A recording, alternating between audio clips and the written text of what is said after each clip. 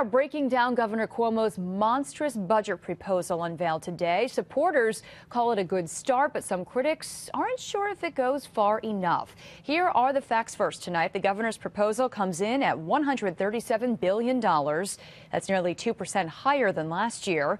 There's a projected $1.35 billion shortfall, but the governor insists that he can cover it with a variety of cost-cutting and revenue measures. Now, the governor also continued to praise the property tax cap while increasing state aid to communities, but not everyone thinks they're getting enough help from the state capitol. Brandon Lewis joins us now live in our newsroom. Brandon, what's the problem according to these critics? Well, Dory, they say since the property tax cap was instituted, the state continually doesn't give enough money for mandates to cities and towns. The end result is many communities override the cap, meaning we all pay more. Now, there was some hope relief would come in this budget, but even Cuomo supporters were left disappointed.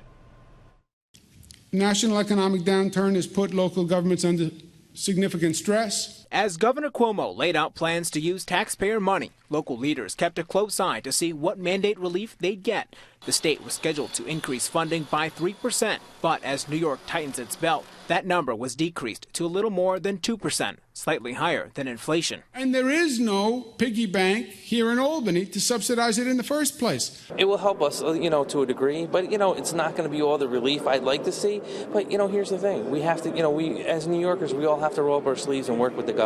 Do you think the governor did a good job addressing some of the concerns that cities have to protect local taxpayers? I think the governor has not done a very good job in terms of protecting cities, protecting localities, protecting taxpayers.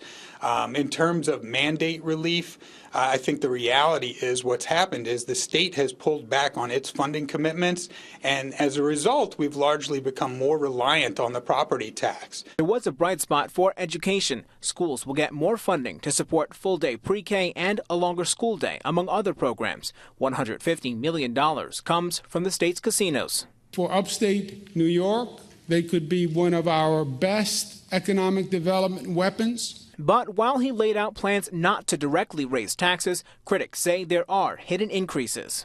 He said there's no new taxes. Well, there's no new taxes, but there's some old taxes, which he's extending, that were due to expire. There's a major utility tax, so-called assessment, which is really a tax that's due to phase out in the next year and a half that he's extending. And now that the budget's laid out, legislators will start picking it apart. Assemblyman Steve McLaughlin from Melrose tells us he's also concerned there's not enough mandate relief, and it will certainly be a topic to watch in the next few months. For now, live in the newsroom, Brandon Lewis, CBS 6 News. Thank you, Brandon. A few other budget items caught our eyes as well. That includes $36 million to implement the governor's new gun control law passed just last week. Money would pay for new state troopers and staff, cover the cost of recertifying pistol licenses and registering formerly legal rifles, and also create a statewide gun database. It also includes $85 million for the state thruway authority. The governor says the money will eliminate the need for toll hikes, and the state is taking over personnel costs for state troopers who patrol the highway. And $55 million in competitive grants for SUNY schools. The governor says the money will help boost local economies and job growth. So what's next? Well, the governor's budget now goes on to the state legislature, and they now have until April 1st to pass an on-time budget.